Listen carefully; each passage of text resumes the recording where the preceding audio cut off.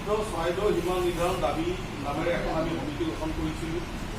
চৰাইদেউ বিভিন্ন দল সংগঠন লগতে বুদ্ধিজীৱী আমাৰ সাহিত্য সমাজৰ লগতে জড়িত হৈ থকা সকলো যুৱক যুৱতীকে লৈ বা আমাৰ জ্যেষ্ঠ প্ৰতিশ্ৰুতিবিলাক পূৰণ নহ'ল। কাৰণ কেলৈ আমি তিনিবাৰকৈ আমি অসমৰ মুখ্যমন্ত্ৰী ডাঙৰীয়াক তিনিবাৰকৈ আমি সাক্ষাৎ কৰিছোঁ আৰু তিনিবাৰে তেওঁ আমাক কথা দিছিলে যে অতি শীঘ্ৰে চৰাইদেউ মৈদামসমূহ চৰাইদেউ জিলাত অন্তৰ্ভুক্ত কৰা হ'ব। কিন্তু আজি পৰ্যন্ত আচলতে এইটো হৈ উঠা নাই। অন্তৰ্ভুক্ত নহয় তেতিয়াহ'লে চৰাইদেউ জিলাখনৰ কোনো অস্তিত্ব নাই। সেয়েহে আমি আচলতে কি বুলি কয় অন্তিম পৰ্যায়ত আমি তেওঁলোকক স্মাৰকপত্ৰ অৱস্থান ধৰ্মগত আৰু জিলা উপায়ুক্তৰ যোগেদিও বহুলানি আমাৰ আলোচনা হৈছে। আলোচনা হোৱাৰ পাছতো আচলতে আমাৰ এই কথাখিনি আচলতে আজিলৈকে ফলৱতী অন্যফালে অৰুণাচলৰ ফালে আমি যোৱাই নাই। চৰাইদেউ মৈদাম বুলি যাতে চৰাইদেউ জিলাৰ ভিতৰত অন্তৰ্ভুক্ত হয় সেইটোৱে আমাৰ প্ৰধান দাবী আছিল। আৰু এই দুবছৰ ধৰি আমি আপোনালোক সকলোৱে জানে যে আমি ৰাজ্যপাল মহোদয়ক লগ কৰিছোঁ, মুখ্যমন্ত্ৰী মহোদয়ক লগ কৰিছোঁ। এটা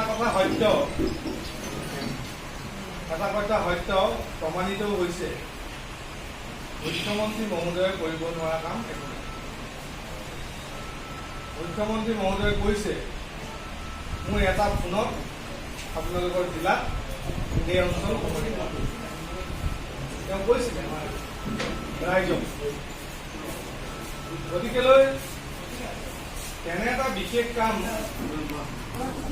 কিয় কৰিব পৰা নাই। বুৰঞ্জী প্ৰসিদ্ধ চৰাইদেউ জিলা সীমা নিৰ্ধাৰণ দাবী সমিতিয়ে আজি এখন সভা আহ্বান কৰা হৈছিল।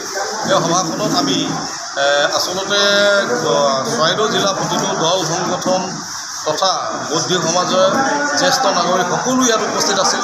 এই সভাখনত এটা কথাতে আমি উপনীত হ'লোঁ যে কি চৰাইদেউ জিলাত চৰাইদেউ মৈদামসমূহ অন্তৰ্ভুক্ত হোৱা নাই। সেয়েহে আমি চৰাইদেউ জিলা 18 তাৰিখে আমি বন্ধ ঘোষণা কৰিছিলোঁ। তাৰপাছত আজি এই সভাখনতে আমি এটা সিদ্ধান্তত উপনীত হৈছোঁ যে কি অতি শীঘ্ৰে আমি এই বিষয়টোৰ ওপৰত আলোচনা কৰিবৰ বাবে মুখ্যমন্ত্ৰী সাক্ষাৎকাৰ বিচাৰিছোঁ।